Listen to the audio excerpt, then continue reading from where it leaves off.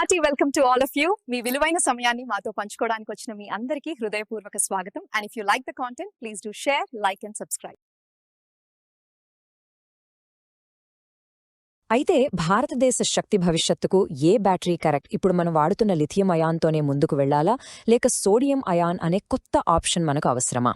రండి, ఈరోజు మన ఎక్స్ప్లెయినర్లో ఈ చాలా ముఖ్యమైన ప్రశ్నను కొంచెం లోతుగా చూద్దాం. బేసిక్గా మన డైలీ లైఫ్ అంతా బ్యాటరీస్ మీద డిపెండ్ అయిపోయింది కదా. మొబైల్ నుండి ఈవీ వరకు, ఇంట్లో వాడే అప్లయన్సెస్ నుండి పెద్ద పెద్ద గ్రిడ్ స్టోరేజ్ వరకు చూస్తే బ్యాటరీస్ ఇప్పుడు మోడర్న్ ఎకానమీకి అండ్ క్లీన్ ఎనర్జీ ట్రాన్సిషన్కి ఒక బ్యాక్బోన్ లాంటివి. సో బిగ్ పిక్చర్లో చూస్తే బ్యాటరీస్ అంటే కేవలం డివైసెస్ కాదన్నమాట. అవి మన ఎనర్జీ సెక్యూరిటీకి, మన క్లైమేట్ గోల్స్కి అండ్ ఎకనామిక్ గ్రోత్కి ఒక ఫౌండేషనల్ పిల్లర్ లాంటివి. చూడండి, చరిత్రలో మనకు లెడ్ యాసిడ్, నికెల్ కాడ్మియం లాంటి చాలా బ్యాటరీలు వచ్చాయి. కానీ లిథియం అయాన్ వచ్చాక అది గ్లోబల్ స్టాండర్డ్గా మారింది. గడిచిన 2 దశాబ్దాలుగా దీనిపై జరిగిన రీసెర్చ్ అండ్ డెవలప్మెంట్ వల్ల దాని పర్ఫార్మెన్స్ అండ్ స్కేల్ అద్భుతంగా ఇంప్రూవ్ అయ్యాయి. మరి ఇది ఎందుకు గెలిచింది? ముఖ్యంగా 3 కారణాలు. 1, హై ఎనర్జీ డెన్సిటీ, అంటే ఒక చిన్న స్పేస్లో ఎక్కువ పవర్ ప్యాక్ చేయడం. 2, లాంగ్ సైకిల్ లైఫ్, అంటే ఎక్కువ కాలం వస్తుంది. ఇక 3, లో సెల్ఫ్ డిశ్చార్జ్, అంటే ఛార్జ్ తొందరగా పోదు. ఈ అడ్వాంటేజెస్ వల్లే లిథియం అయాన్ ఈరోజు మార్కెట్ను డామినేట్ చేస్తోంది. ఇక ఖర్చుల విషయానికి వస్తే మ్యానుఫ్యాక్చరింగ్ స్కేల్ పెరగడం వల్ల కాస్ట్స్ డ్రమాటిక్గా పడిపోయాయి. ఒకసారి ఆలోచించండి, ఎర్లీ 2010స్లో 1 కిలోవాట్ గంటకు $1,100 పైనే ఉండేది.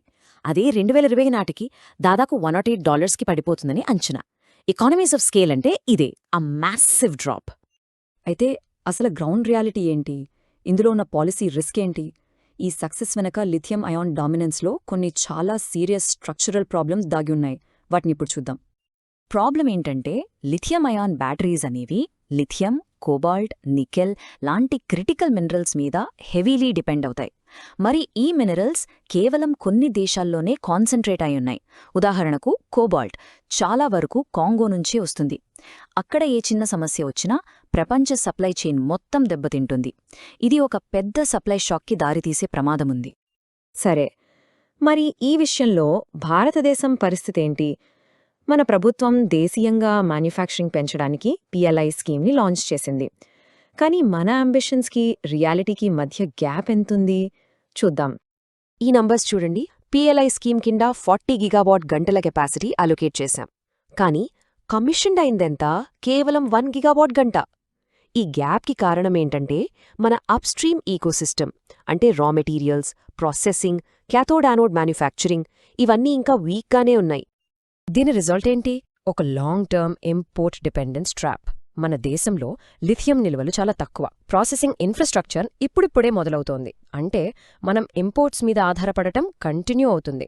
ఎనర్జీ సెక్యూరిటీ యాంగిల్లో చూస్తే ఇది చాలా పెద్ద లాంగ్ టర్మ్ రిస్క్. మరి ఈ సమస్యలకు పరిష్కారమేంటి? ఇక్కడే సోడియం అయాన్ బ్యాటరీస్ ఒక ముఖ్యమైన ఆల్టర్నేటివ్గా మన ముందుకొస్తున్నాయి. ఇవి మనం మెటీరియల్ అండ్ సప్లై సెక్యూరిటీ రిస్క్స్ని తగ్గించగలవు. ఈ రెండిటి మధ్య ఉన్న ఫండమెంటల్ డిఫరెన్స్ చూద్దాం. లిథియం చాలా లిమిటెడ్ రిజర్వ్స్, అది కూడా కొన్ని దేశాల్లోనే. కానీ సోడియం మనందరికీ తెలిసిన ఉప్పులో ఉంటుంది. భూమి మీద చాలా అబండెంట్గా ఉంది, జాగ్రఫికలీ డైవర్సిఫైడ్ కూడా. సో మెటీరియల్ రిస్క్ చాలా చాలా తక్కువ. సరే, ఎనర్జీ డెన్సిటీ గురించి ఒక కామన్ మిత్ ఉంది. ఎస్, సోడియం కొంచెం హెవియర్ కాబట్టి దాని ఎనర్జీ డెన్సిటీ కొంచెం తక్కువ. కానీ రియాలిటీ ఏంటంటే, layered oxide sodium ion batteries ఇప్పటికే LFP లిథియం బ్యాటరీస్కి దగ్గరగా వచ్చేసాయి. ఈ గ్యాప్ అనుకున్నంత పెద్దది కాదు, డేటా ఇదే చెప్తుంది. It's often ఓవర్స్టేటెడ్.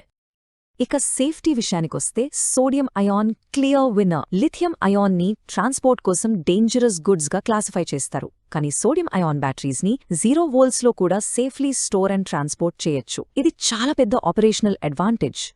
ఇందులో బెస్ట్ పార్ట్ ఏంటో తెలుసా? దీనికోసం కొత్త ఫ్యాక్టరీలు కట్టాల్సిన అవసరం లేదు.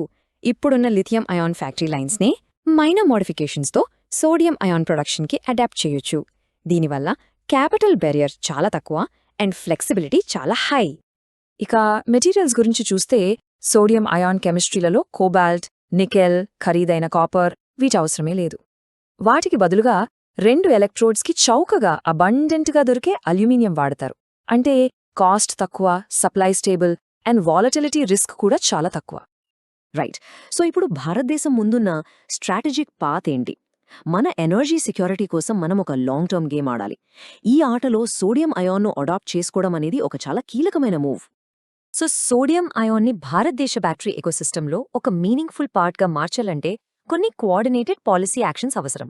ఉదాహరణకి NA-అయాన్ కెమిస్ట్రీస్ని మన PRI స్కీమ్స్లో ఇంక్లూడ్ చేయాలి, సేఫ్టీ స్టాండర్డ్స్ని అప్డేట్ చేయాలి, ఈవీ మేకర్స్ని డ్యూల్ అప్రూవ్ NA-అయాన్ ప్లాట్ఫామ్స్ కోసం ఎంకరేజ్ చేయాలి, అండ్ ఆఫ్ కోర్స్ R&D మరియు డెమాన్స్ట్రేషన్ ప్రాజెక్ట్స్ని ఫండ్ చేయాలి. చివరిగా industrial policy, regulation and market incentives వీటన్నింటినీ అలైన్ చేయడం ద్వారా భారతదేశం ఒక fair, resilient and future ready battery ఈకోసిస్టమ్ని ఫాస్టర్ చేయగలదు. గుర్తుంచుకోండి, ఇది కేవలం ఒక టెక్నాలజీ మార్పు కాదు, మన ఎనర్జీ సెక్యూరిటీ వైపు ఒక పెద్ద అడుగు. So the big question is, lithium ion మీద ఆధారపడటంలో ఉన్న రిస్కులను దాటి సోడియం అయాన్ టెక్నాలజీ నిజంగా భారతదేశ శక్తి భవిష్యత్తును సెక్యూర్ చేయగలదా? మనం ఈ రోజు తీసుకునే వ్యూహాత్మక నిర్ణయమే మన దేశ భవిష్యత్తును నిర్దేశిస్తుంది.